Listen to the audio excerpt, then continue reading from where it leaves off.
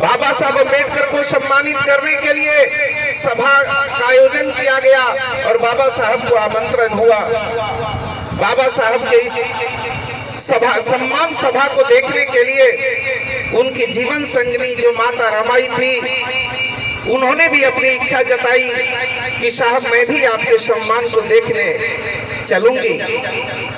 साहब बाबा साहब अम्बेडकर ने कहा कि रामो, तुम्हारे पास अच्छी साड़ी नहीं है, तुम भरी सभा में इस हालत में जाएगी तो लोग मुझे शिकायत करेंगे, लोग मुझे हंसी उड़ाएंगे और लोग कहेंगे कि देखो दुनिया के सबसे बड़े आदमी, दुनिया के सबसे पढ़े लिखे आदमी का ये पत्नी है जिसके पास अच्छी साड़ी नहीं है। बाबा साहब अम्बेडकर ने माता रमाई से कहा कि रामो तू सभा में न जा, लेकिन माता रमाई इस जिद पर अड़ गई कि मैं भी आपके सम्मान को देखना चाहती हूँ। आप लोगों को मैं बताऊं, वह कोई व्यक्ति इस धरती पर महान नहीं हो सकता है जिसका पत्नी का उसे सहयोग नहीं मिलेगा। वह कोई व्यक्ति इस धरती पर महान नहीं हो सकता है जिसकी माँ उसको महान बनाना नहीं चाहती हो। जिसकी पत्नी, जिसकी माँ अगर महान बनाना चाहती है तो निश्चित रूप से उस घर के संतान और उस घर के पति महान बनता है। बाबा साहब अम्बेडकर को इस धरती पर इस लायक बनाने में जितनी भूमिका उनकी माता भीमाबाई का है, उससे कहीं ज्यादा बड़ी कुर्बानी माता रमाई का है। आज शादी होने के बाद हर महिला चाहती है कि हमारा पति हमारे साथ रहे या जहां रहना चाहता है वहां मुझे साथ लेकर रहे, लेकिन बाबा साहब अम्बेडकर भरी जवानी में वो सारा जीवन पढ़ाई लिखाई में लगे रहे और माता रमाई अपनी खुशियों को कुर्बान करके, अपने जिंदगी के आनंद को कुर्बान करके बाबा साहब के मिशन और बाबा साहब के संघर्षों में कदम मिला के बढ़ती रही।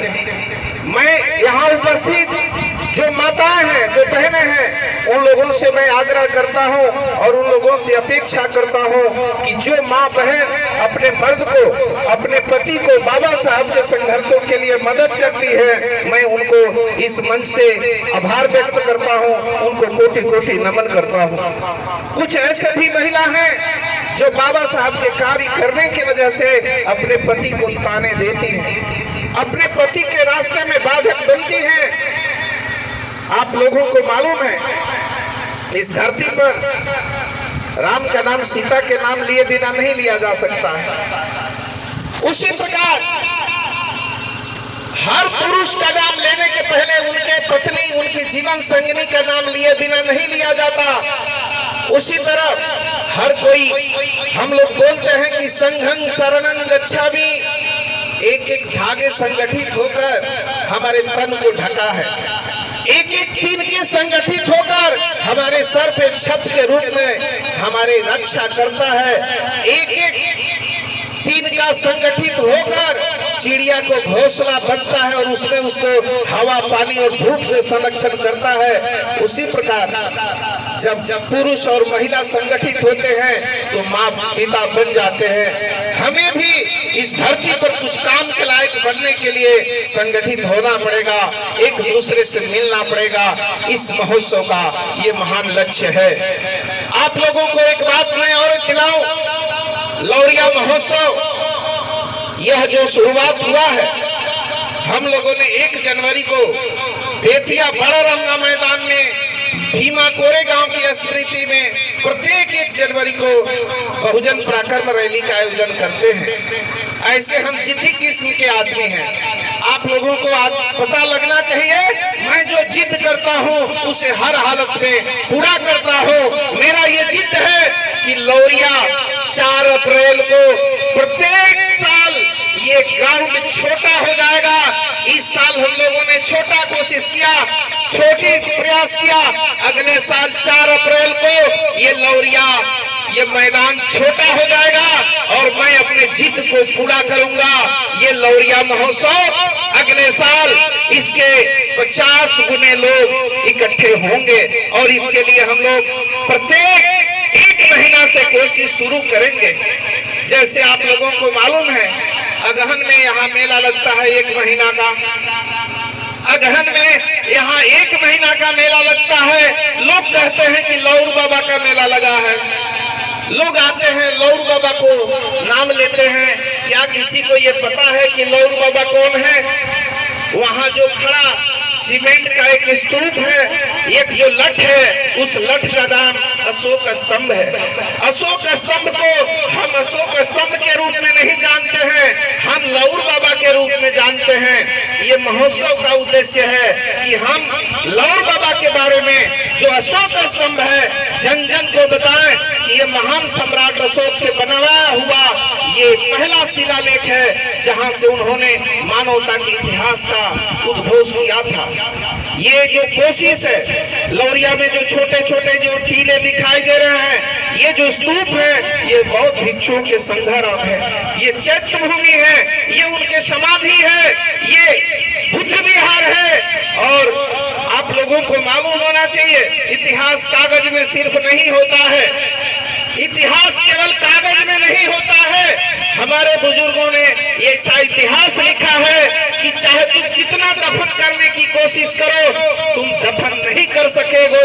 ये जो कोशिश है, आप लोगों को मालूम होना चाहिए, ये जो शिलालेख है 2325 वर्ष हो गए और वह पत्थर आज भी हमारा इतिहास का गवाही दे रहा है।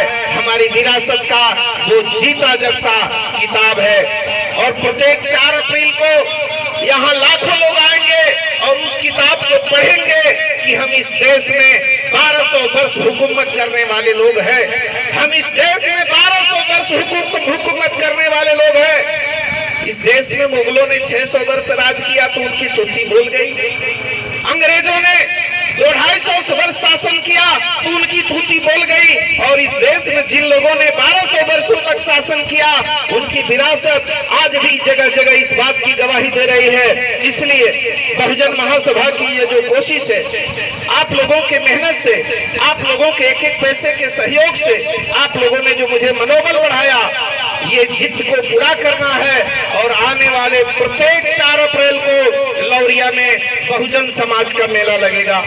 हम आज तक दूसरे के मेले में जाते रहे, अपनी वोट लेकर दूसरे की सरकार बनाते रहे, अपने खून पसीना से दूसरे के बखार भरते रहे, लेकिन अब ऐसा नहीं होगा। अब ऐसा नहीं होगा। अब बहुजन समाज के लोगों का अपना मेला होगा। बहुजन समाज के लोगों की अपनी वोट से अपनी हुकूमत होगी। बहुजन समाज के लोगों का अपना मार्केट और अपना बैंक होगा। बहुजन समाज के लोगों का अगर अपने खून पसीना से खेत में अन्न उगाना आता है तो बहुजन समाज के लोगों का अपना खेत भी होगा। ये बहुजन महासभा की कोशिश है। इसलिए साथियों, पिछले साल जो आने वाला साल होगा 4 अप्रैल, आज भी नोट करेंगे कि 4 अप्रैल बुद्ध भूमि लौरिया चलेंगे। 1 जनवरी भीमा कोरेगांव की स्मृति में बेतिया महार स्टेडियम चलेंगे। ये हमें नोट करना है। ये बहुजन समाज का महत्वपूर्ण दिन होगा। आप लोगों ने ध्यान से सुना और अंत में मैं आप लोगों से यही अपेक्षा करता हूँ, अच्छे लोग अपने अच्छे विचारों से दुनिया में छा जाते हैं। हम बुद्ध के अनुयायी लोग हैं और हमारा विचार कब फैलेगा? हम अखिल जीव जगत पर करुणा करेंगे, हम अखिल जीव जगत पर करुणा करेंगे और बुद्ध के पंचशील का हम ईमानदारी पूर्वक पालन करेंगे। बुद्ध का जो पंचशील है, ये बुद्ध का पंचशील लागू करने के लिए दुनिया में न्यायालय बना है। बुद्ध के पंचशील को लागू करने के लिए दुनिया में पुलिस तंत्र का विकास हुआ है। ये जो जेल बना है, जो पंचशील का उल्लंघन करते हैं उन्हें दंडित करने के लिए जेल बना है। इसलिए इसमें बहुत सारे लोग होंगे जो जेल नहीं गए होंगे, बहुत सारे लोग होंगे जिनके दरवाजे पर आज तक पुलिस नहीं गई होगी, जिनके ऊपर कोर्ट में थाने में कोई FIR नहीं हुआ होगा। वो क्यों होता है?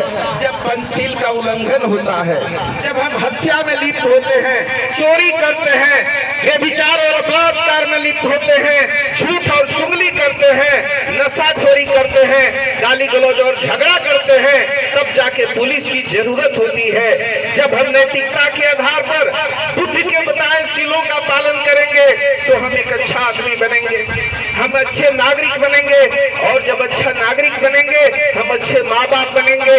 आप लोगों को पता होगा, आम के पेड़ में कभी पपीते का फल नहीं लगता है, पपीते के पेड़ में कभी कटहल का फल नहीं लगता है। जिस चीज का पेड़ होता है उस चीज का फल लगता है। हमें अच्छे माँ बाप बनना है। अगर हम अच्छे राष्ट्र बनाना चाहते हैं, हम अच्छा समाज बनाना चाहते हैं, उसके पहले हमें अच्छा माँ बाप बनना होगा। जब हम अच्छे माँ बाप बनेंगे तो हमारे बच्चे स्वतः ही अच्छे बनेंगे। और आप लोगों को मैं अंत में ये कहूंगा, अच्छे फलों का स्वाद उसको देखने से पता नहीं चलता है, अच्छे फलों का स्वाद उसका गुणगान करने से पता नहीं चलता है, अच्छे फलों का स्वाद उसको सुनने से पता नहीं चलता है।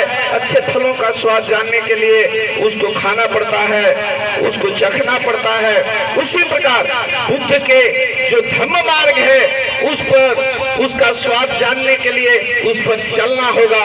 जब हम उस पर चलेंगे तो इस धरती पर सच्चा धम्म राज कायम होगा, सच्चा बुद्ध का शील का राज कायम होगा, कानून का राज कायम होगा। और हम कानून के साथ हैं, हम संविधान के साथ हैं, हम संविधान के साथ हैं। हमारे बुजुर्गों ने संविधान बनाया, और जब हम खुद संविधान का पालन करेंगे तो देश के अन्य लोग भी संविधान का पालन करेंगे। इसी के साथ हम लोग जो बुद्धं शरणं गच्छामि कहते हैं, उसके साथ साथ हम भीमं शरणं गच्छामि कहते हैं। जब हम संविधान के शरण में जाएंगे, संविधान का पालन करेंगे तो भीम के शरण जाएंगे, और जब भीम के शरण जाएंगे तो बुद्ध और संघ फैलेगा, धम्म फैलेगा। इसी अपेक्षा के साथ आप लोगों ने मुझे ध्यान से सुना, और आप लोगों को मैं अंत में कहूंगा कि प्रत्येक घर में बुद्ध पैदा होना चाहिए। सिर्फ हंगामा खड़ा करना हमारी कोशिश नहीं, हमारी कोशिश है कि आग लगना चाहिए। मेरे सीने में न सही, तेरे सीने में सही, लेकिन इसमें से कोई ना कोई कांशीराम निकलना चाहिए, कोई बुद्ध और रविदास निकलना चाहिए। हर घर से एक कोई सभा होती है, उसमें से एक कार्यकर्ता अगर बन गया तो सभा का आयोजन सफल हो गया। इसी के साथ मैं आप लोगों से रजा लेना चाहता हूं, आप लोगों को आभार व्यक्त करना चाहता हूं। धन्यवाद। जय भीम, जय राष्ट्र। हाँ, हम सभी खड़े होकर आप करीब आ जाएंगे और हम कुछ